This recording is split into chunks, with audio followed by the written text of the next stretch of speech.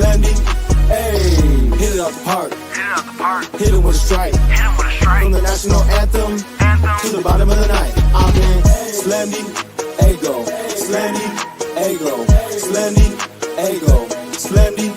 Hey, you already know what's up. What's that? Another home run. But you know the job ain't done till we hold that trophy up. Hey.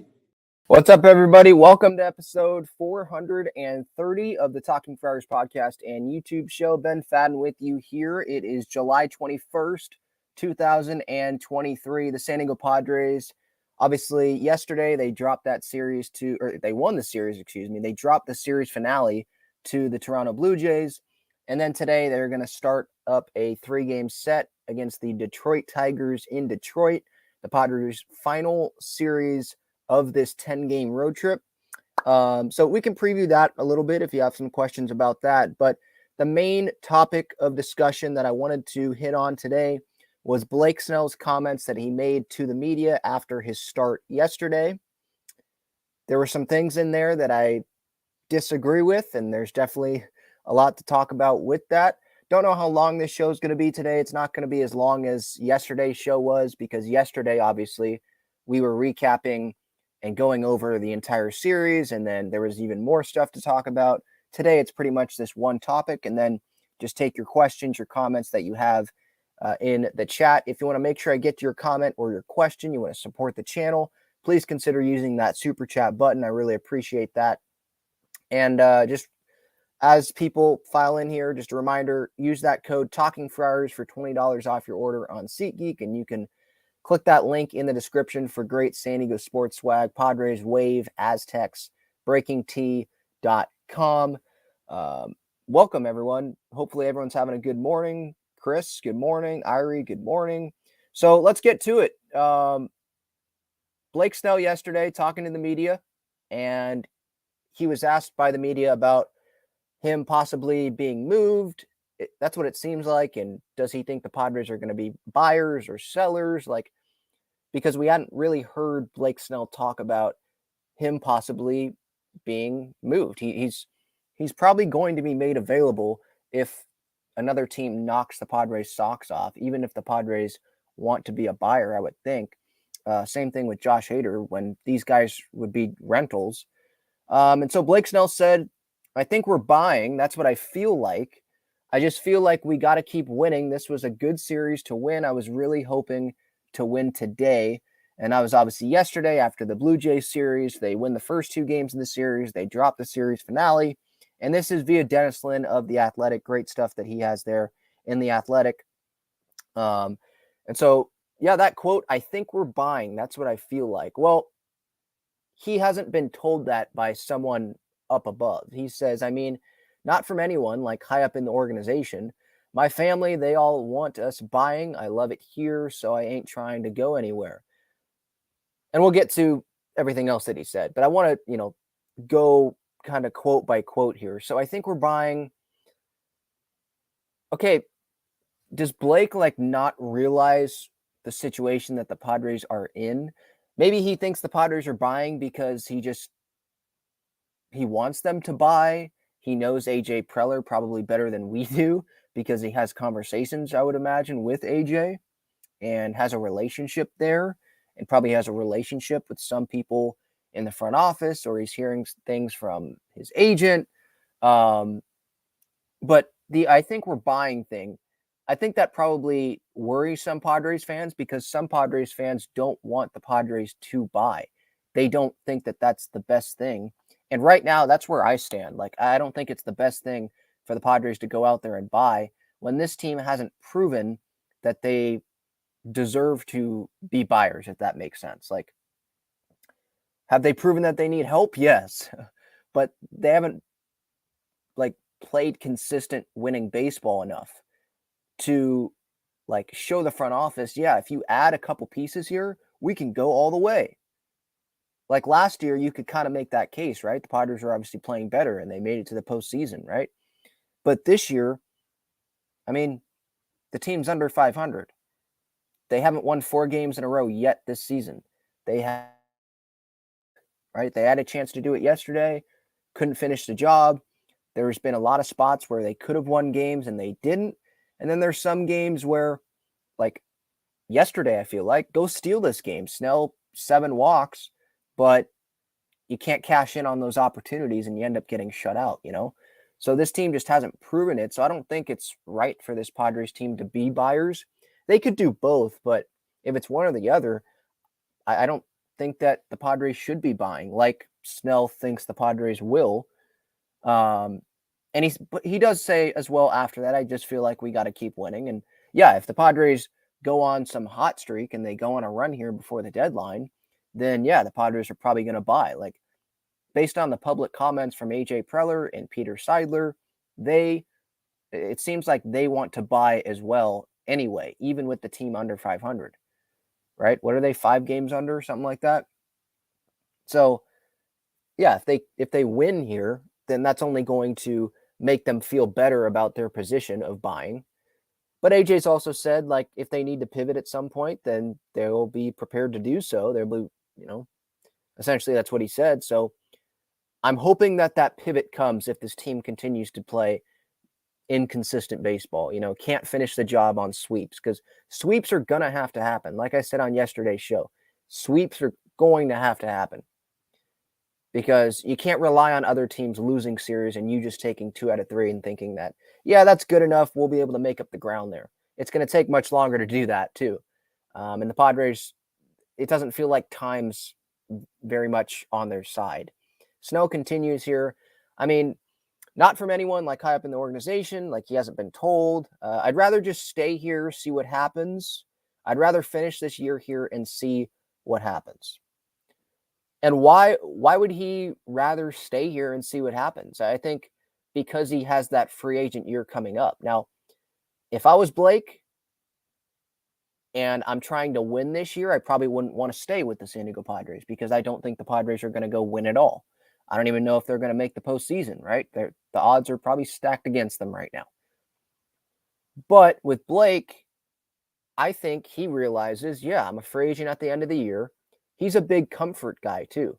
So he's comfortable in San Diego. He's really comfortable with Gary Sanchez. And if he gets traded to another team, he's going to have to adapt to that team and that city and all that mid-season. He's going to have to develop a relationship with the new catcher, assuming that Gary's not traded with Blake. But it's probably smart for the team that's acquiring Blake, if that happens, to say, hey, we want Gary too. He's a rental as well. Throw him in there and we can give you another prospect or something, right? But then that tests the Padres' catching depth. You're going with Campy and Nola, right? And the Padres probably don't want to do that. But yeah, getting back to Snell, I'm not surprised that he's saying publicly that he wants to stay here. Does he actually want to stay with the Padres this season? If he wants to win, he probably doesn't want to. And I don't blame him for that because I don't think this is the best spot to win this season. But if he actually is telling the truth, like he wants to stay here, I think that's because he's a comfort guy and he likes pitching to Gary. He's having success numbers wise, and that's what matters going into free agency. Teams want to see you perform going into free agency, like because they're trying to project, right? It doesn't matter what you did in the past. It matters what are you doing for them in the years to come, right? When they sign you, and the best indicator of that is probably what you just did. Like that's the most recent sample size, and the most recent sample size for Blake is tremendous pitching.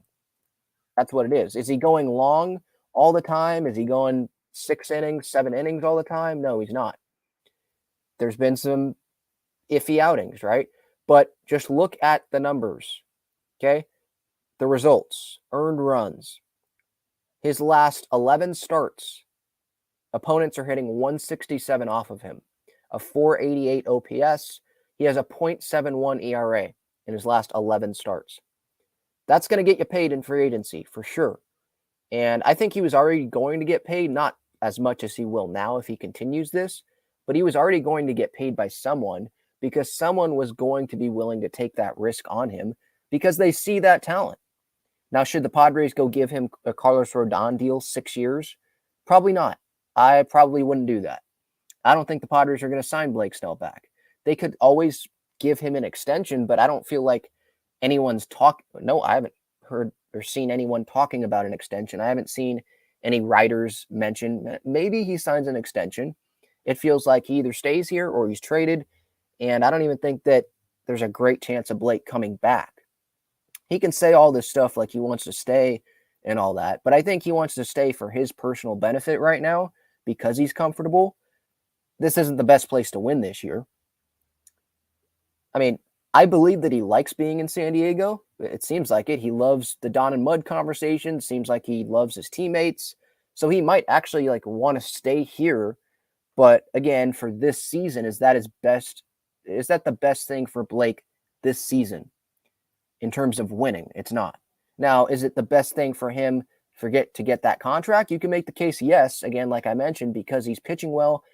He loves pitching to Gary Sanchez, and that thing is working. He's pitching well in the brown and gold. And so if he wants the big payday, he probably wants to stay here. He doesn't want to have to move and adapt and pitch, get to know new teammates and a new pitching coach. And, Ruben, right? He made a couple mound visits yesterday, and that magic worked. Whatever happened there, maybe it was just motivational, or it's okay. Just pull it back together, just giving him some breathing moments, just deep breaths, or what was it a mentality thing? Was it a mechanics thing? No idea. Like Ruben Niebla doesn't really talk to the media. The Padres don't allow him to do that, is what I think happens. It's pretty much Bob Melvin talking. That's it. Don't know what it was, but it was successful. And Blake seems like he likes Ruben, always talking to him during games, when he's starting, like game plans and all that. Seems like they're on the same page, him and Gary. So again, it's a comfort thing. And so I'm not surprised that Blake is saying that he wants to stay. And even if he didn't want to stay, he's not going to say, I don't want to stay, right? That's not going to happen. But going back to that, I think we're buying thing. Do Padres fans in here, let me know. Do you think this Padres team is actually going to buy? Do you agree with Blake? Do you think this Padres team is buying? Irie says, I just think if we move Hader or Snell, it should be for MLB-ready players to help us now and next year. We didn't get rid of the prospects we had just to rebuild. We need a legit DH. That's true. Yes, if the Padres are buying, DH, preferably a left-hander, because Crony's not playing well. Carpenter's obviously shouldn't be on the roster. Yeah, they need that lefty bat. But again, that's if they should actually be. That's if they buy. Should they be buying? I don't think they should, based on how things have gone this season. I'm looking at this from the big point of view, if that makes sense. Like looking at the large sample size of this season. I'm not just looking at these last couple weeks here, or this last week. I'm looking at the whole sample size. And I'm looking at, well, okay, they took 2 out of 3 from Toronto, but let's look at the details inside that, right? The second game, the offense didn't do very much. They got lucky because Bo Bichette made a bad throw when Grish tried to take third, right? He was thrown out. That would have been the end of the inning, and the Manning hit wouldn't have even happened. Maybe they go on and lose that game. And then yesterday in the series finale, a lot of opportunities to come through, and they didn't. I'm looking at that stuff. I'm looking at losing a series to the Pittsburgh, did they lose the series to the Pittsburgh Pirates? I think they did. Losing that. Losing a series to the Nats, losing a series to the Royals at home. Just some embarrassing stuff that has happened. They dropped 3 out of 4, right? I think to the Giants, right? Earlier this year in San Fran, like stuff like that. I'm looking at that. I'm choosing to believe like that's this team, not, oh, okay, they went 5-1 before the All-Star break. Good first game out of the All-Star break. Close games, maybe they start to turn that around. Extra innings, okay, maybe they start to turn that around. No, I'm not really trying to look at this from the optimistic viewpoint. I was definitely trying to look at it from an optimistic viewpoint at the beginning of the season because they have time. That's what I was saying. They'll turn it around. I believe in the track records, the talent on this team. But now it's a big sample size. We're almost at the 100-game mark now. So what's today? Today will be game number, I think, 98. Like that's a big sample size here, and the Padres are still under 500, and they're not near a postseason spot. And Irie, your point about the Padres should be trading for MLB ready players to help us now and next year. We didn't get rid of the prospects we had to rebuild. Yeah, I agree about the rebuilding thing. The rebuilding is not going to be happening. Now, you could acquire prospects and help out your farm system, but this team, whatever trades they make, hopefully, yeah, you're getting major league guys that can help this team next year, because I think the Padres need to try to go all in and try to go win next year like they did this year. Maybe make some better, smarter decisions, but you have Juan Soto for next year. That's it, guaranteed. This core is not getting any younger. Go for it. Like this, I know Siler doesn't believe in windows, but if there is a window, this feels like it is the window, because you don't know how many more years you're going to have this much talent in their prime on the team. So yeah, it should. I agree. It should be for MLB ready players in return. You can obviously, you're probably going to get something back prospect wise, but maybe those prospects should be higher level prospects, because the farm system, it's pretty good if you look at it. I think pitching wise, even some position players down in the farm system, like high A, single A, Lake Elsinore, Jackson Merrill's in double A. He just homered the other night. So like it's pretty good there. It's like triple A, where there's the depth that just screams like, oh my gosh, we need help, So if you're going to make trades, yeah, if you're going to get prospects, hopefully it's the higher level prospects that are ready for next year, or it's major league players. Irie says, we can't really buy for any rentals, but we could buy for someone under contract and get us an actual legitimate DH for once. Yep. CJ Cron headed to free agency after this year. That would be sweet to pick him up in the offseason. Heck, and Charlie Blackmon. Well, yeah, so CJ Cron, so he's a free agent at the end of the year, I think. So, like you're saying, so you'd have to give him a contract. Do the Padres want to do that, or do they want to go get a controllable player who isn't as much of a vet? Because we're seeing how the vet thing is working out this year with Matt Carpenter. And obviously Nelson Cruz is a real vet, 42 years old, right? I think he was 43 when he got released by the Padres. There were some other comments also here in this article. This was just about facing old teammates, kind of looping it into the game yesterday. I think there was something, there was still more. Yeah, okay, here it is. There's still more deadline stuff from Snell via Dennis Lin. Personally, I don't think about it, talking about the trade deadline, until probably like the last 2 days before the deadline. Like, it'll depend on if we've been winning or if we've been losing. That would be a possibility. I'm hoping we just win and go get some guys and make a run. Well, yeah, like, again, the comfort thing, I think that's why he wants to stay with the Padres for this season. Who knows what happens after that. And yeah, he wants to just win and go make a run, because he doesn't have to go to a new environment. He doesn't have to adapt, just stay where he's comfortable right now. And yeah, he probably wants to win in San Diego. It seems like he does love it here. But again, he's even admitted it here. Like, it'll depend on if we've been winning or if we've been losing about the deadline. And so if the Padres, they go on a run here, then yeah, he's probably not going anywhere. But if they don't, and let's say at the deadline, they're still 5 games under 500, why are we keeping Blake Snell? Why are the Padres keeping Josh Hader when they're probably not coming back at the end of the year?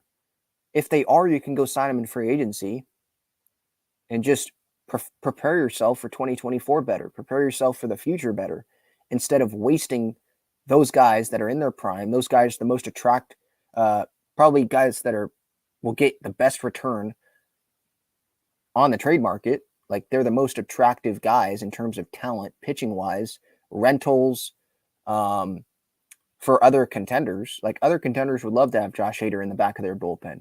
Other contenders would love to have Blake Snell in their rotation. Add him in there for a postseason run. They'd love to do that. You probably don't have to give up a ton, but those guys are like some of the best relievers, some of the best starters in baseball right now. So you would still get a pretty decent package back, I think, for those guys. So again, if they're not going anywhere this year, they're still under 500 at the deadline. It's not really signs of life that you're seeing. Then don't waste this year. Don't make it worse. I've said this on previous shows before. Don't make it worse by not dealing your rental players. Don't dig your heels into this. Don't dig your feet in and say, no, we're still going all in when it's clear that nothing's going to happen this year. Snell at the end of this article here, I would love to stay here. I love it here. We'll see. That part's out of my control. Yeah, I mean, yeah, the trade stuff. But right when I read that, I was thinking like money-wise, and I'm like, not really. It's not really out of your control because you can say that you want to sign back here in free agency if the Padres make you an offer, right? Or you could tell the Padres, I want to be back. Please just give me a respectable offer, and maybe Peter Seidler will do that. But trade-wise, yeah, I mean, AJ makes that decision. And Peter, loves AJ, so he'll probably approve anything that AJ brings to him. All right, quick break, and then I'll go to the chat. Again, it's not going to be a super long show today. Just wanted to give some thoughts on the Blake Snell stuff. Check out Gaglione Bros' famous cheesesteaks and garlic fries on Friars Road. You can visit their website, gaglionebros.com, for their entire menu and enjoy their cheesesteaks and fries at Petco Park and Snapdragon Stadium as well. Tyler says, if Preller doesn't buy, the all-in look will seem like an early failure and look terrible. So you're saying, because yeah, if he doesn't buy, then are they really all in? But they were all in at the beginning, and he I thought made this roster better in the offseason. And if he doesn't buy, I think that's just him looking at the season like, yeah, nothing's going to happen this year. We got to prepare ourselves for next year and going all in next year. And this effort at the deadline can help us with that. Brian says, Preller's job isn't on the line. Let's get real. I don't think it is either. I mean, if he misses the postseason, I think fans will be calling for AJ's job for sure. But the only person that matters in this is Peter Seidler. That's the only opinion that matters. And Peter loves AJ Preller. And he believes in AJ. AJ is excellence, as the Padres are sitting under 500, well under 500. That's when he said it during that Red series after playing really bad baseball. Remember, because the Pittsburgh series was before that. They went 2-7, I think it was, against the Nats, Pirates, and Reds. I remember tweeting that. And he still said AJ is excellence. And he's judging him from 2020 on, not judging him the previous first, 5 seasons he was the Padres GM. I mean, I'd love to have a job where a boss doesn't judge me till 5, or I'm going into my 6th year into the job. I mean, come on. But yeah, I don't think Preller's job is on the line. I agree, because who the owner is. If it was John Middleton with the Phillies or Steve Cohen and he saw the track record, his job probably would be on the line. Say No More asks, do you think we move Snell by the deadline? I would, but I'm still leaning towards the Padres don't move him. And I'm leaning towards the Padres don't move Josh Hader based on who is in control of this team. Seidler and Preller, they still want to keeping the hope, keeping the faith with this team when it feels like the season's not going to go anywhere. And if they, like I said the other day, I think I said it yesterday, if they make the postseason and get bounced in the wild card, keeping Hader and Snell wasn't worth it, because the expectation was the World Series this year or another deep run at least. And that's not a deep run. So it feels like, well, you just wasted it right there, because sure, you made the postseason. They'd have to play really good baseball, by the way, to make the postseason based on where they're at. But you didn't have Snell and Hader this year to make the postseason. You had them to go win it. And it's clear that they're not going to win it this year, it feels like to me. So again, don't make this year worse by not dealing those guys. Get something back for them. Irie says Carp drives me crazy. Yeah, I mean, I agree with that. That guy, he needs to be off the roster if this team is trying to buy, because he's not helping this team. He has a negative WAR this year on Baseball Reference. 100 is the league average OPS plus. His OPS plus is 71. And OPS, you probably want your OPS at like 750, 800.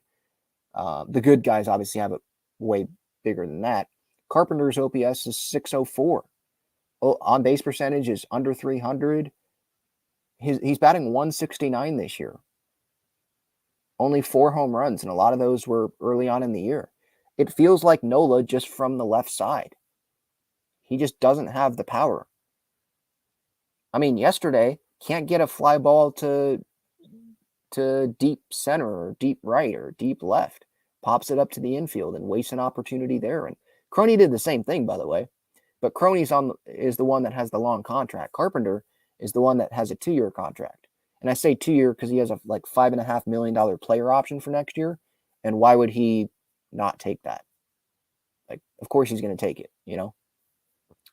So Padres, they're just going to probably have to eat that money if they DFA Carp or release him or whatever the heck happens there. Again, it's kind of like Nola, or it is like Nola. It's nothing personally against Matt Carpenter. It's just that this Padres team, where they're at, they can't afford to have that huge of a hole in the lineup. And they're not even playing him that often. But when they do play him, it feels like a big situation comes up and Carp's the one at the plate, and that can cost Padres games. We've already seen it countless times this year, it felt like. I mean, the recent example was yesterday. So yeah, Matt Carpenter is driving a lot of Padres fans crazy. Mike says this team needs to add some quality youth in the positions of need for control and cost. Yeah, I mean, the youth, like having them under control, cheaper contracts, yeah, that's what you want. But in order to get those guys, you have to have players that other teams want, and probably players that aren't just rentals. Now, for Blake Snell or Josh Hader, maybe they could get one major leaguer that's under control. But those guys that are under control on contending teams, those teams probably don't want to give those guys up because they view that those guys are a big part of their future. So it's hard. Maybe a 3-way deal is something that's going to have to happen, where you acquire someone from a team that maybe isn't a contender, but that team has depth in a corner outfield spot or something like that. And you can get a controllable player from them. You can trade Snell or Hader to a contender, and that contender can flip someone to someone maybe like the St. Louis Cardinals. They're a team that comes to mind because it seems like they have a lot of depth in the outfield. Or like the Orioles, they have a good farm system. I know a lot of those guys are infielders, and that probably doesn't fit the Padres. But a team like that has those maybe prospects that they're willing to deal, and because they have a lot of depth in the farm system, they have guys at the big league level already that they know that are impactful players. And so they're like, maybe their appetite for getting Snell and being okay with dealing one of their top prospects because they have someone up at the big league level, it increases. It's like, yeah, we can get Snell, we can get Josh Hader here. If we're the Baltimore Orioles, we already have Gunnar Henderson up at the big league level or something.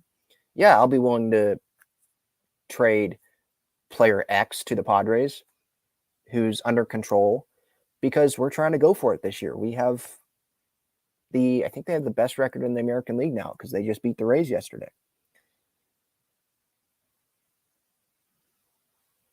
Let's see here.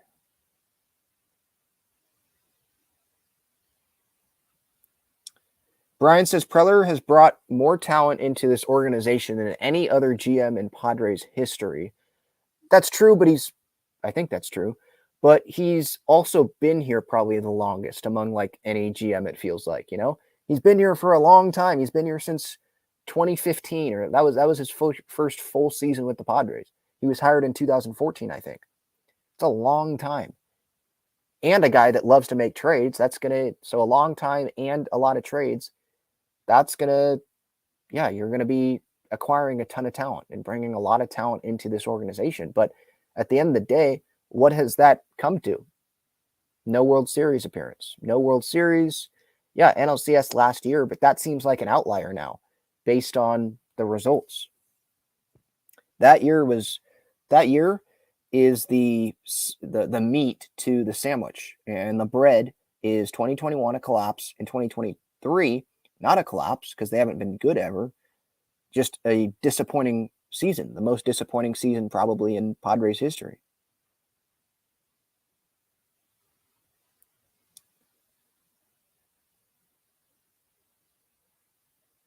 Thank you so much for the super chat here, Exo Serenity. No question, just appreciate you and your insights. Thank you so much for that. I really do appreciate that. Again, if you want to make sure I get your comment or your question, or you just want to be a nice human being, support the channel like Exo Serenity just did, please consider using that super chat button. It definitely supports the channel, so thank you so much. Let's go through the rest of the chat here real quick. Underdog Fantasy, I'll be back with the Underdog Fantasy pick, obviously, today during my pregame thoughts before every game, every day of the Padres season. And I give you a pick from the Underdog Fantasy select options, the options to select each day for a Padres player, give you a pick I'm most confident in. And I feel like I haven't kept track of my record on those, because like last year I did beat the streak last year with Padres players who I think was going to get a hit, and I ended up, I believe, with a winning record there. And this year I feel like I have a winning record. I'm just not keeping track of it. What did I say yesterday? I think yesterday I thought that Snell would get over 16 and a half outs. And I ended up being incorrect there because Snell only went 5 innings. But I believe the first 2 games of the Toronto series, I was correct with my picks. So that'll be back. Check out Underdog Fantasy. Click that link in the description or use my code Talking for Hours. You will get a deposit match free up to $100 for your first deposit. And it's not just baseball in there. There's other sports. I think there's the golf in there. There's the Women's World Cup happening, obviously. Team USA playing later today. Naomi Girma, Alex Morgan, San Diego Wave players representing the United States. They're playing tonight, 6 p.m. Against Vietnam, who is a real wild card in this tournament because they're the worst team in the United States group. But they did have, I don't think they've ever been to the World Cup before, so you don't really know what to expect. They had a decent showing in, I think, a friendly against Germany. So who knows what the heck to expect. I don't think it's going to be 13-0. I know I'm veering away from Padres here for a minute. Don't know if it's going to be 13-0 like 2019 against Thailand was, where Alex Morgan scored like 5 times. But I would expect it to be a blowout. And hopefully it'll be a shutout. Getting back to the Padres here. Wave play, by the way, at 7:30 after. So 6 o'clock for U.S. Women's National Team, 7:30 for the Wave in Challenge Cup play in Portland against the Thorns. All right, back to the Padres officially here now. Tyler says he'd rather have Stinky, meaning Odor, over Matt the Crap. I've never heard that nickname before, Matt the Crap. Yes, I would rather have Odor as well. He can play multiple positions. He's just hitting better, or at least he was, over Matt Carpenter. I mean, he even has that like celebration with Tatis after the game. Carpenter can't get up that high. But Carp, he's the one that benefited from having the 2-year contract and not just coming in as a spring training invite like Odor did. But I feel like the Padres, they're getting closer and closer to just cutting the rope, if you will, or just cutting the relationship with Matt Carpenter, because they did bring up Taylor Colway, a left-handed bat. They're bringing up guys. Rivas, I think, is a lefty.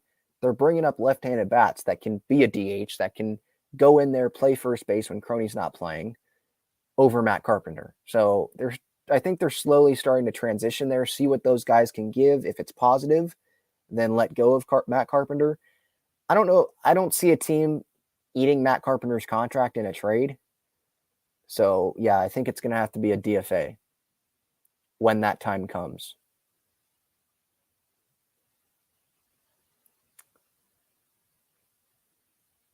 Brian says I'd still rather watch a talented team who underperforms than a team with no talent tank. So you want this team to buy, essentially, is what you're saying, or maybe stand pat. Talented team who underperforms, because you're saying if they sell Snell, Hader, then they're trying to tank. Well, the team, even if they sell Snell and Hader, they're going to be tanking. Or excuse me, that's not what I meant to say. If they sell Snell and Hader, they wouldn't be tanking necessarily because they still have talent on the team other than Snell and Hader, like Joe was saying the other day to the media. I think now that I read this a couple times, I think what Brian's saying here, I'd still rather watch a talented team who underperforms than a team with no talent tank. I think what he's saying is I'd rather have the talent on this team now than be watching a team like in 2017. Like, I'd rather watch the 2023 Padres than the 2017 Padres. I think that's what Brian's trying to say. Now that I look at it, that I've kind of looked over that comment a few times now. Hopefully that's what you're saying, Brian. If it's not, let me know. Okay, he says, let's be honest, before Preller, every year from 1999 to 2015, this team was in tank mode. So what I just said, that's pretty much what he's saying. And yeah, I'd rather see a team that's trying to win, at least money-wise and payroll-wise, and they have talent. I'd rather watch that than 2017 Padres or 2016 Padres for sure. But it's a really frustrating watch because they do have the talent. At least that's what we thought going into the year. They have that talent to go be a great team, and it just hasn't happened this year.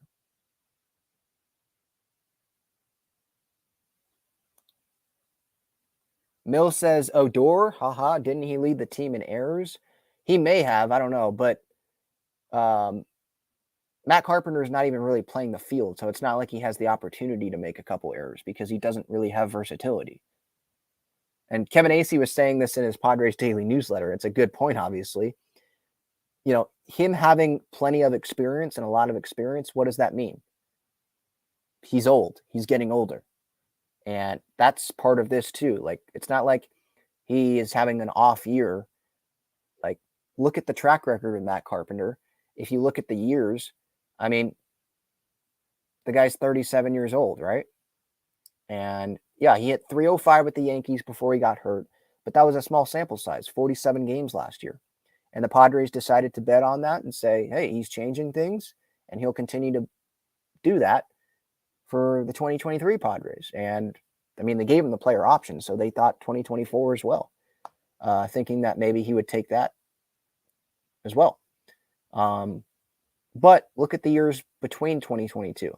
2021 hit 169. 2020 even, short season, 186. I know batting average isn't everything, but when it's that bad, it does tell a story. And so 2021, like I said, 169. And this year, 169 as well. Like literally, he's hitting 169. Same average.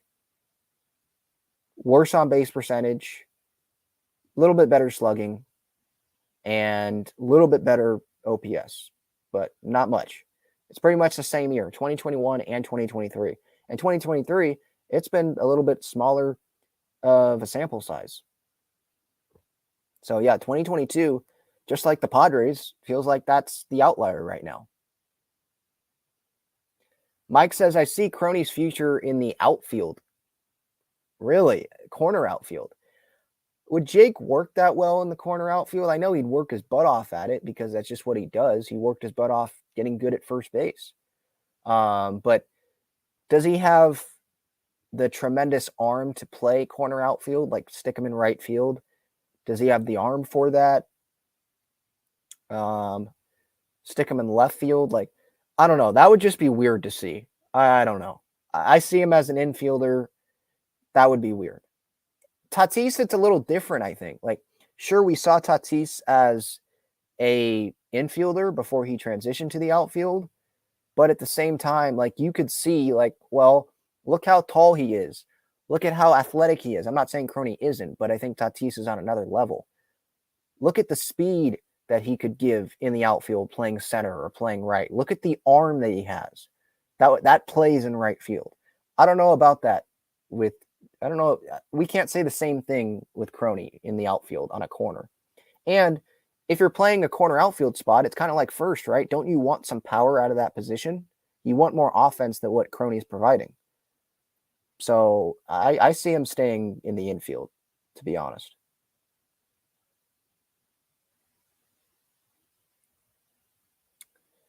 I agree with Brian. Yeah, they're not trading Merrill. I would be shocked if they trade Merrill, if they trade Snelling, if they trade Ethan Salas, obviously. They're not trading their top prospects, especially when you're under 500. That would be a bad look for Preller to make the year worse by trading top prospects. And if you're trading a top prospect, that means you're trying to get something good back in return. And is that the best thing to do right now with where the team is at, to get a good player? I'm not so sure about that. Unless he has a lot of control, but still, I don't want to part with Jackson Merrill. He's already up in Double-A, and he could come up as early as next year. And he could take over for Kim when Kim leaves, because I don't see Kim coming back after being a free agent after next season. Just the Crony contract makes that hard.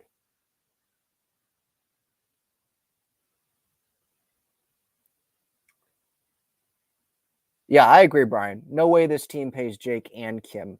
I mean, I guess I don't agree with that fully. I wouldn't say no way because it's Peter Seidler, but I find it hard to find a way that both get paid, because if they both get paid, then the Padres want to start both of those guys. And if that happens, then that means that, well, Bogarts can move to first, I guess, but so that means you're rolling out an infield for a significant period of time of Manny at third, probably Kim at short, Crony at second, and Bogarts at first. That's what you want to do. And Bogarts isn't getting any younger. He's not really known as a power guy. He has it, but he's more of a line drive hitter for me, I think. I just don't think it works that great to have Kim here when you're paying Crony. You have Jackson Merrill coming up. I don't think it makes a whole lot of sense, to be honest. All right. Again, a shorter show. I think that's going to do it. Talking for Hours, episode 430. Again, Blake Snell saying he wants to stay, doesn't want to go anywhere. He thinks the Padres are buying. What I'll say to that is the Padres, they got to play better baseball if they really want to go buy. I don't think they deserve to be real buyers. They haven't played well enough this season consistently. They're not headed for a postseason spot the way they're playing. And I think it's the smartest thing to do right now is to trade Blake Snell, to trade Josh Hader. There's still going to be talent on that team without Blake Snell, without Josh Hader on it. And you're not fully rebuilding. You're just going to retool and try to get better for next season when you try to go all in again. I think that's the best solution for this Padres team right now. Don't make it worse by keeping Snell, by keeping Hader. That's where I stand right now. All right. That's it. Thank you so much for the support. Episode 430.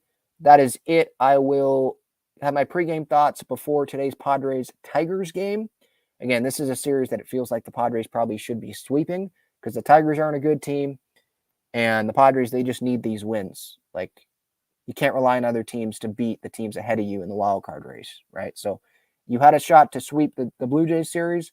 Go actually sweep this Tigers series. We'll see what happens. Pre-game thoughts coming up later today. Post-game reaction as well. As always, thank you so much for the time. I do appreciate you all, Padres fans. Have a great rest of your day. See you later.